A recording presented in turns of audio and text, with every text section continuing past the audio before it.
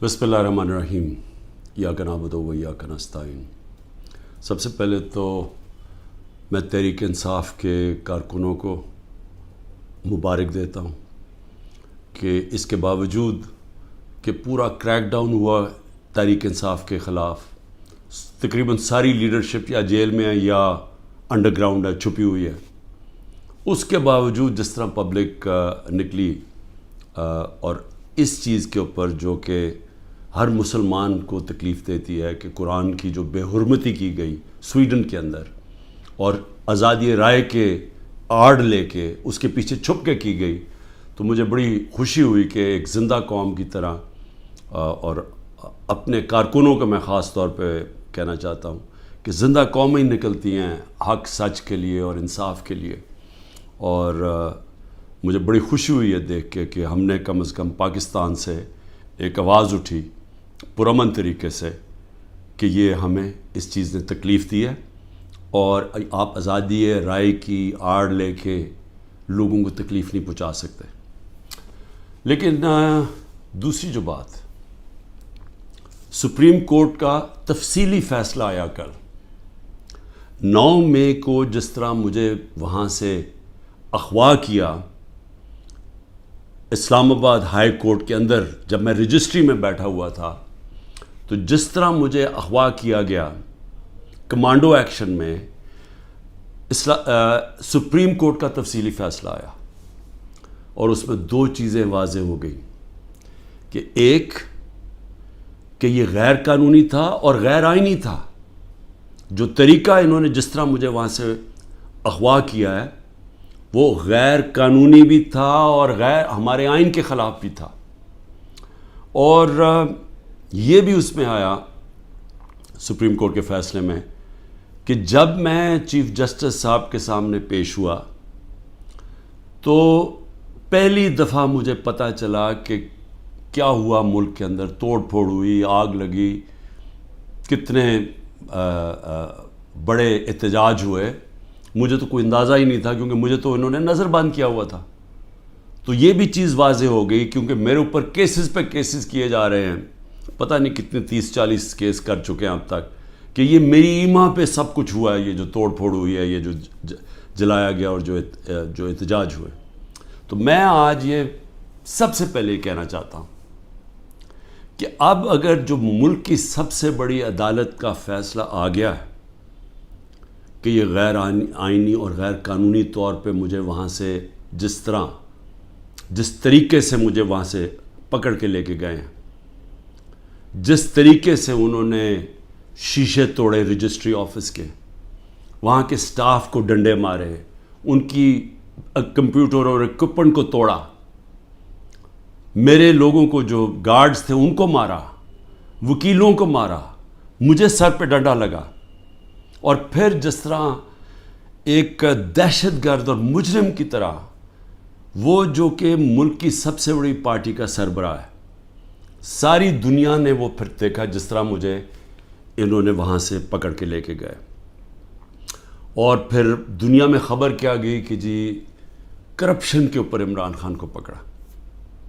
وہ آدمی جو اس ملک کی تاریخ کا سب سے زیادہ پیسہ اکٹھا کرتا ہے خیراتی پروجیکٹس کے لیے، جس کو یہ قوم سب سے زیادہ جس پہ اعتماد کرتی ہے اپنے پیسے سے، اس سے بڑا تو کوئی اعتماد نہیں ہے کہ جب لوگ اپنے پیسے سے کسی کو ٹرسٹ کرتے ہیں کہ انہیں پتہ ہے کہ ان کا پیسہ وہ امانت دار ہے، جس کو سپریم کورٹ نے پہلے صادق اور امین بھی کہا ہے، جس نے سارے پاکستان کے ایوارڈز جیتے ہوئے ہیں، جو 50 سال سے ساری دنیا کے اندر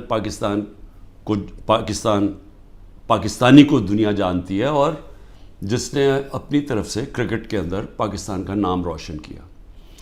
تو میرا سب سے پہلا سوال یہ ہے کہ اس کا کون ذمہ دار ہے؟ کیا انٹیریئر منسٹری ذمہ داری اٹھائے گی اس کی؟ کوئی اس کو ذمہ دار ٹھہرائے گا؟ اور کیا نیب چیئرمین اس کی ذمہ داری لے گا جو ہوا میرے ساتھ؟ اور میں اب اس سے آگے چلتا ہوں، جب مجھے یہ جس طرح اٹھایا گیا اور اب ثابت ہو گیا کہ یہ اس ملک کے آئین اور قانون کے خلاف تھا، تو کیا ہماری پارٹی کو یہ حق نہیں تھا پرامن احتجاج کرنے کا؟ اب تو اگر ثابت ہو گیا نا کہ یہ قانون توڑ کے مجھے وہاں سے اغوا کیا گیا اور جس طرح مجھے ذلیل کیا گیا، تو کیا ایک ملک کی سب سے بڑی پارٹی کے سربراہ کو جب اس طرح اسے کیا جائے تو کیا اس کی پارٹی کو حق نہیں تھا پرامن احتجاج کرنے کا؟ اور یہ میں پھر واضح کر دوں، آئین ہمیں کہیں جگہ پہ روکتا نہیں ہے پرامن احتجاج سے، کہ جی کنٹونمنٹ میں احتجاج ہو یا جہاں بھی ہو، ہم کہیں بھی احتجاج کر سکتے ہیں۔ یہ ہمیں آئین ہمیں حق دیتا ہے، ہمیں توڑ پھوڑ کا حق نہیں دیتا، ہمیں جلانے کا حق نہیں دیتا، اور وہ سارے ہم سب اس کی مذمت کرتے ہیں۔ میں نے سپریم کورٹ میں جب مجھے بتایا چیف جسٹس صاحب نے، میں نے اس کی مذمت کی، اور انہوں نے وہ لکھا اپنے آرڈر کے اندر، اور میں نے کہا کہ 27 سال میں آج تک میں نے کبھی اپنی جماعت کو یہ نہیں کہا کہ کسی قسم کی انتشار کے اندر شامل ہو۔ میری سٹیٹمنٹس ہیں، جب ہمارے سے ظلم بھی ہوا 25 مئی کو، جب ہمارے اوپر جس طرح انہوں نے ہمارے ساتھ ظلم کیا کہ ہمیں بگر کراؤڈ ہے ان کا ڈنڈے مار کے ٹھیک کرو، عورتوں کے اوپر، بچوں کے اوپر جو ہمارے نکلے ہوئے تھے پرامن احتجاج کے لیے، ان کے اوپر جو انہوں نے تشدد کیا، میں نے اگلے دن اسی دن رات کو ہوا، صبح کو میں نے اپنا دھرنا کینسل کر دیا، اور میری اس تقریر سن لیں، میں نے ادھر کہا کہ میں انتشار نہیں چاہتا۔ 26 نومبر کو 4 لاکھ لوگ جمع ہوئے پنڈی کے اندر، اور وہ سارے تھا کہ ہم نے پرامن ایک مارچ کرنی ہے وہاں سے اسلام آباد، وہاں جنہوں نے 30,000 پولیس جمع کر لی۔ تو مجھے پھر پتا تھا کہ انہوں نے ہمارے ساتھ وہی جو 25 مئی میں انہوں نے اس باری پھر وہی کرنا ہے، اور مجھے خوف تھا کہ اتنی زیادہ پبلک ہے اور وہاں خون خرابہ ہوگا۔ میں نے کینسل کر دیا، میں نے اسلام آباد کی مارچ 26 نومبر کو کینسل کی، اور اس کے بعد یہاں 8 مارچ کو جب ہم پرامن ہماری الیکشن کی ریلی نکلنے شروع ہوئی، انہوں نے اس کے اوپر جب حملہ کیا، پھر وہ میں نے ریلی کینسل کی، میری تقریر ہے۔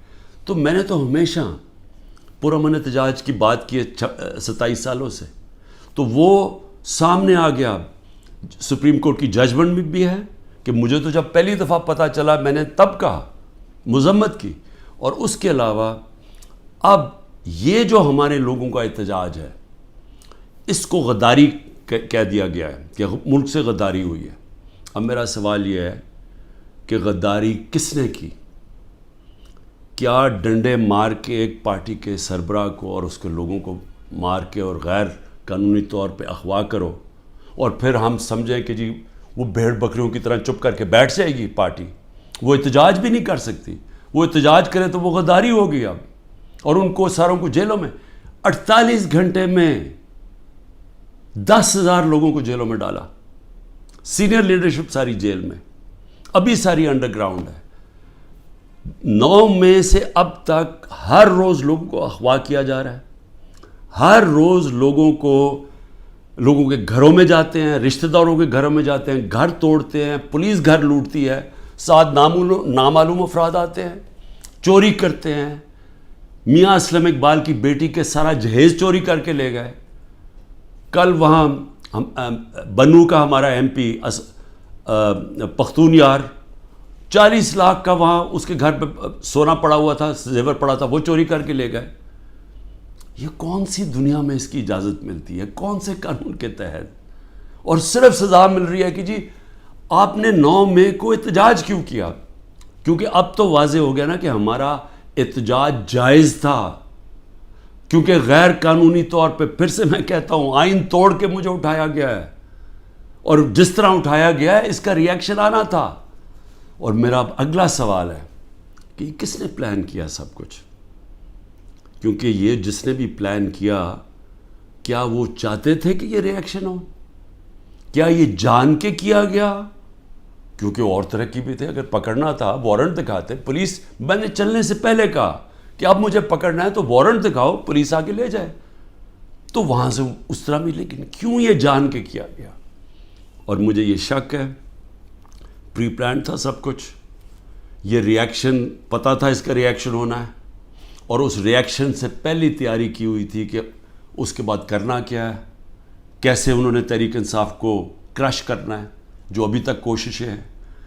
اور پھر ابھی تک میں آخری 2 سوال پوچھتا ہوں کہ ابھی تک کیوں نہیں انڈیپینڈنٹ انویسٹیگیشن ہوئی کہ جو یہ کور کمانڈر کا گھر جلایا گیا ہے اس کے پیچھے کون تھا؟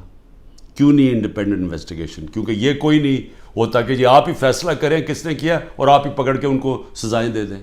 یہ جج، جوری، ایکسیکیوشنر دنیا کے کسی قانون میں نہیں ہوتا. تو کوئی انڈیپینڈنٹ انویسٹیگیشن نہیں ہوئی. ہم ڈیمانڈ کرتے ہیں انڈیپینڈنٹ انویسٹیگیشن ہو.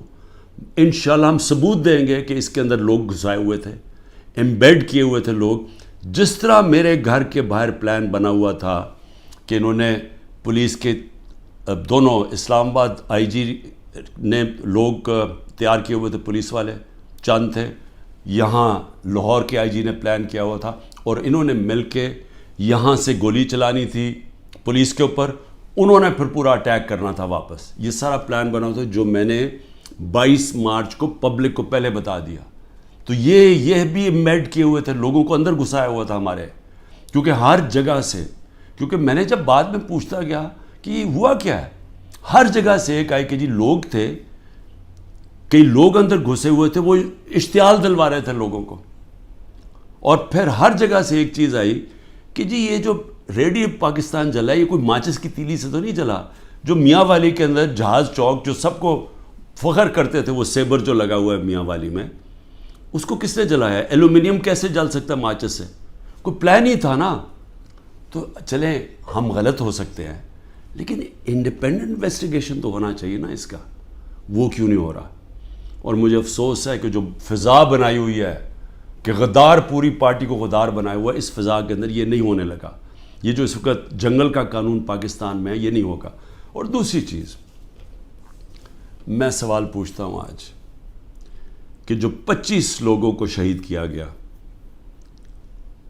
جس میں سے 16 ہمارے پاس ایڈریسز ہیں، باقی 9 غائب ہیں، کیونکہ ہمیں خوف ہے کہ اس طرح یہاں اس وقت خوف پھیلایا ہوا ہے، جو یہ جو ظلم کا نظام بنا ہوا ہے، اس کے اندر وہ پولیس پہنچ جاتی ہے. یہ 16 کا بھی بڑے مشکل سے ڈر کے ان کے رشتہ داروں نے بتایا، ان کے نام دیے ہیں، پتہ دیے ہیں، جو 16 لوگ شہید کیے گئے ہیں.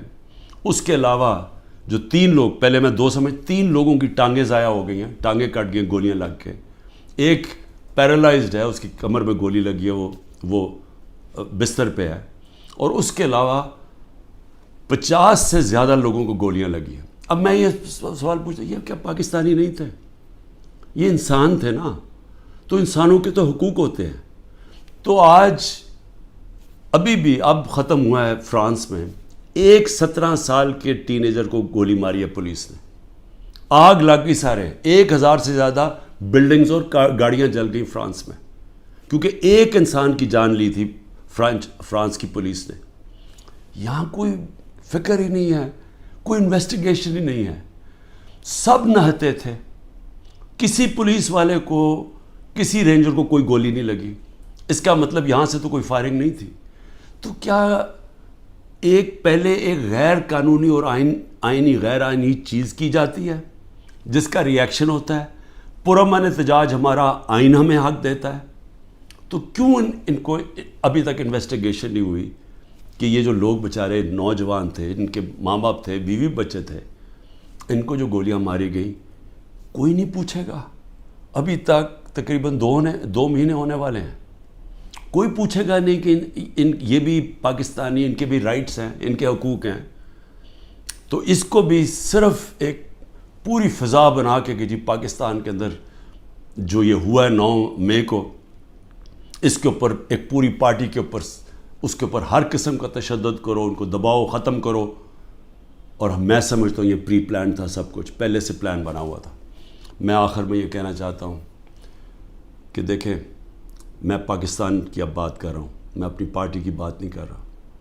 یہ جو ظلم ہو رہا ہے ایک ملک کی سب سے بڑی پارٹی کو سازش کے تحت، کیونکہ الیکشن یہ پی ڈی ایم والے اب لڑ نہیں سکتے، ان سب کو خوف ہے کہ الیکشنز کے اندر انہوں نے ہار جانا ہے.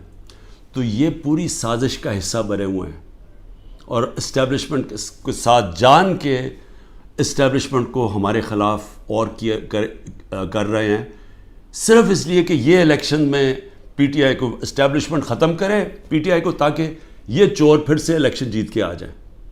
اور ان کا کوئی انٹرسٹ نہیں ہے پاکستان میں. 14 مہینے میں انہوں نے پاکستان کو ادھر کھڑا کیا ہے کہ جو آج اگر کل ہم نے آئی ایم ایف کے ساتھ اس لیے ڈیفالٹ سے بچانے کے لیے اپنے ملک کو تباہی سے بچانے کے لیے، حالانکہ ہمارے پر ہر قسم کا ظلم ہو رہا ہے، ہم نے اس کے باوجود ان کی سٹینڈ بائی ایگریمنٹ کے ساتھ اس لیے گئے ہیں کہ ہمارا ملک بچ جائے. ان کو کوئی فکر نہیں ہے کیونکہ ان کے سارے پیسے باہر پڑے ہیں.